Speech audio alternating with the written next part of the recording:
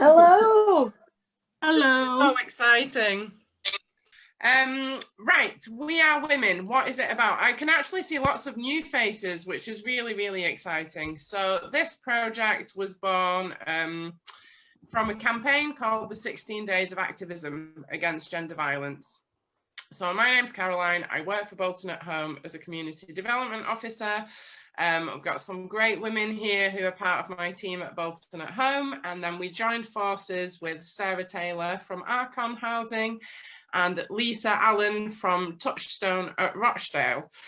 So housing associations and gallery spaces, you may think, what have they got in common? What they've got in common is women who are passionate about creating spaces where people can thrive, where people can explore themselves, they can explore relationships and connections, and they can thrive.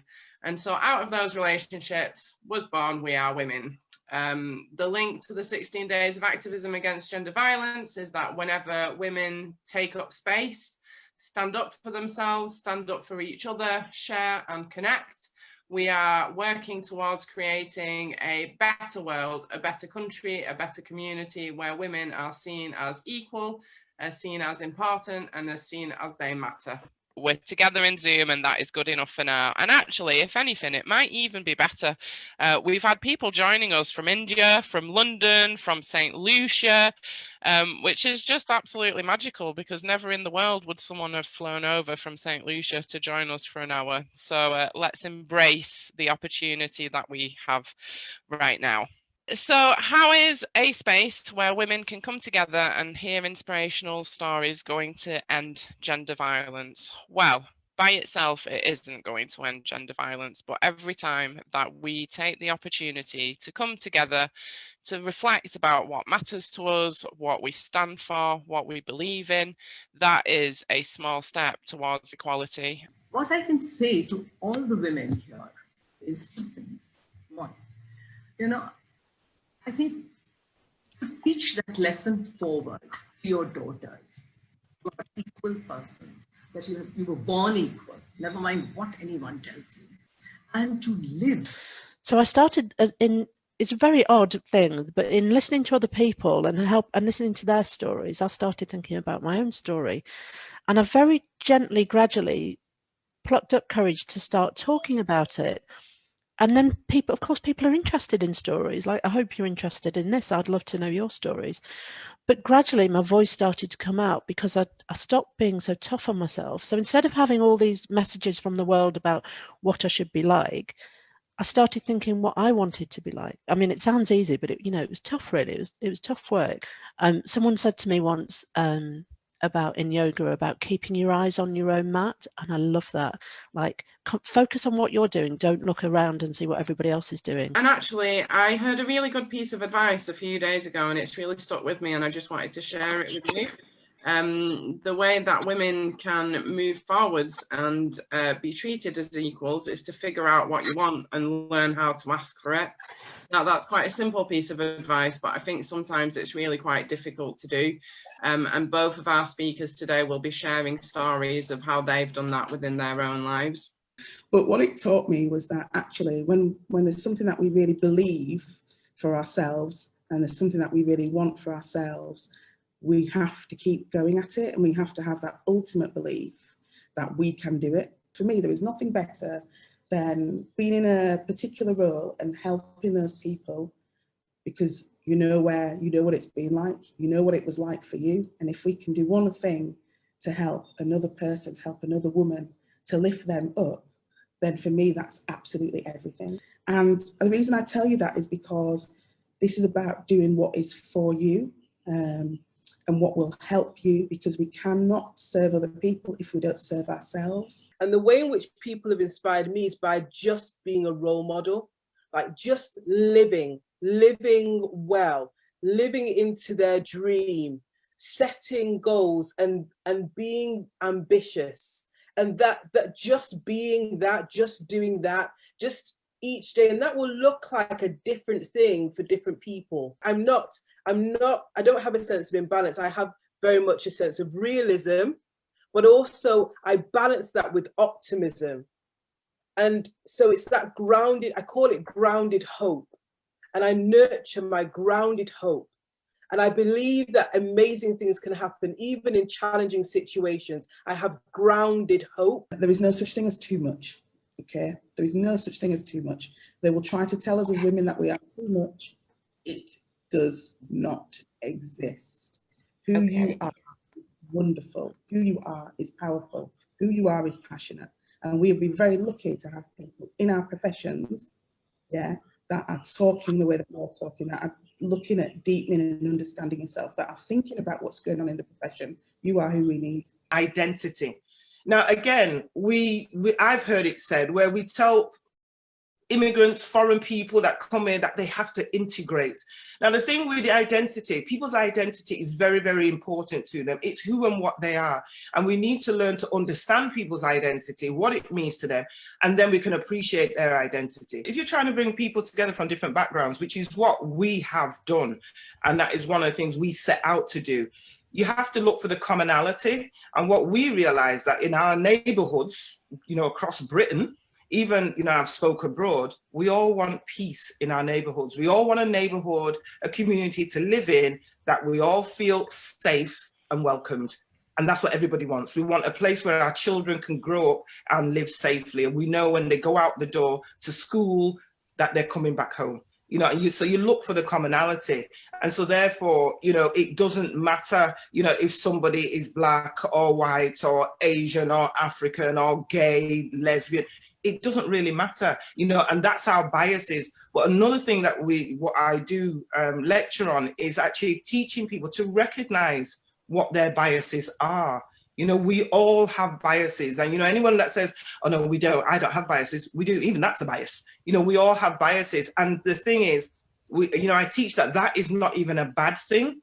It's not a bad thing. It's just about recognizing what your biases are. So that then if you know, if I'm a black woman and somebody else is a lesbian woman, but we've been asked to move the table across the room, what should it matter when if I'm a black woman and she's a lesbian woman? We've got to move the table across the room so it doesn't fall on the baby.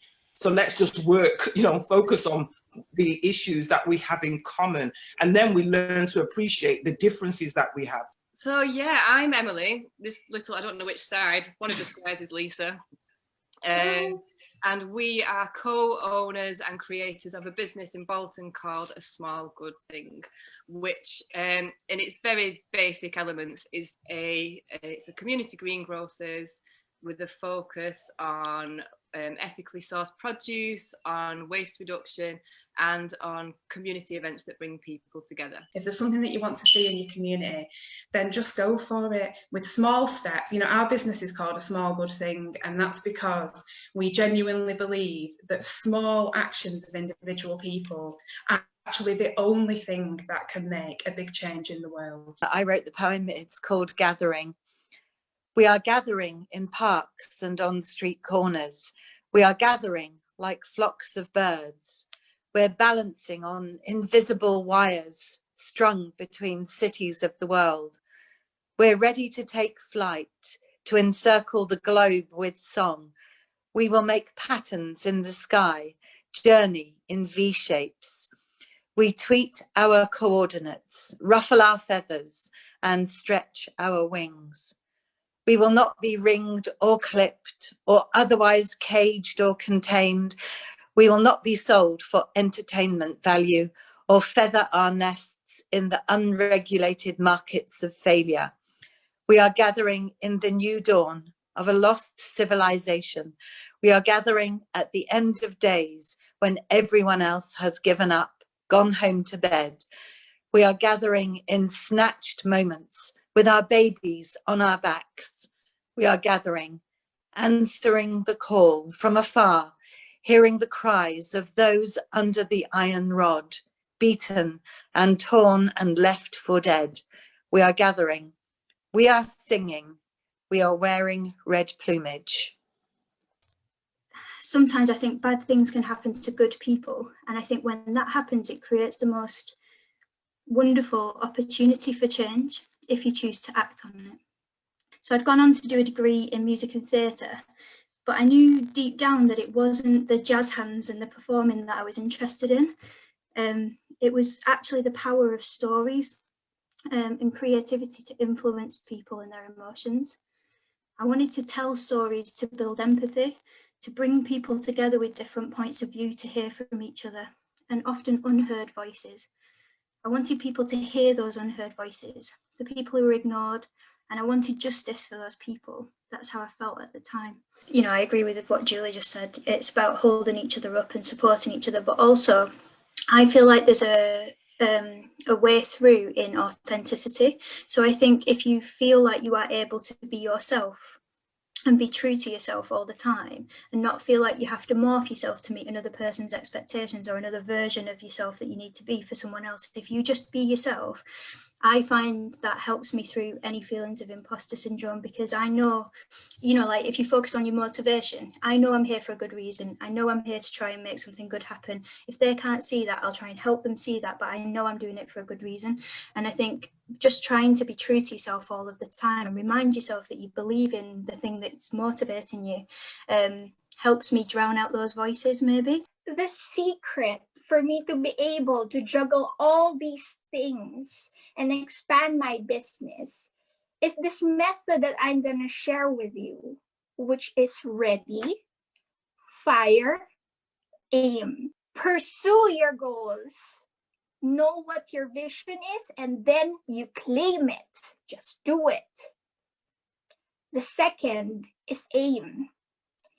If you fail to achieve those goals, then you know what? Just change your aim and then try again. Don't dwell on your failures.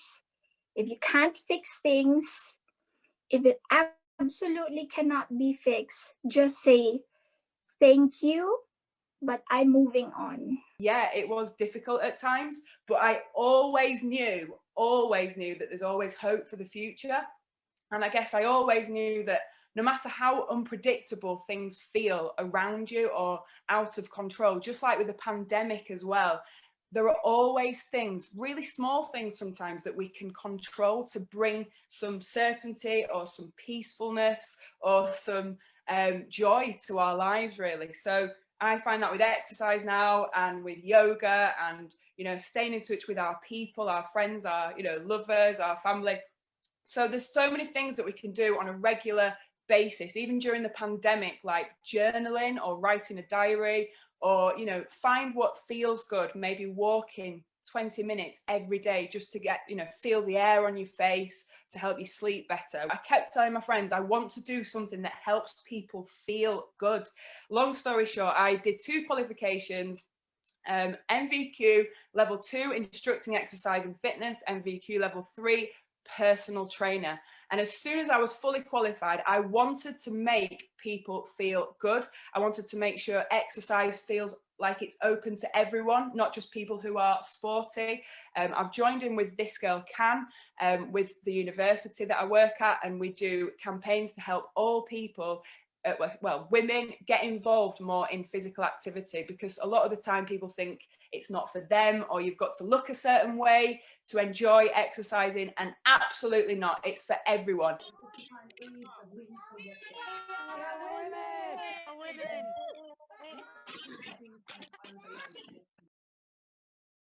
I just want to say a huge thank you to my team at Bolton at Home for supporting this event and for making it possible, but even more so to Sarah from Archon and to Lisa from Touchstones, the 2 kind of partners who took this germ of an idea and made it a reality, and who have made this campaign possible across the whole of Greater Manchester.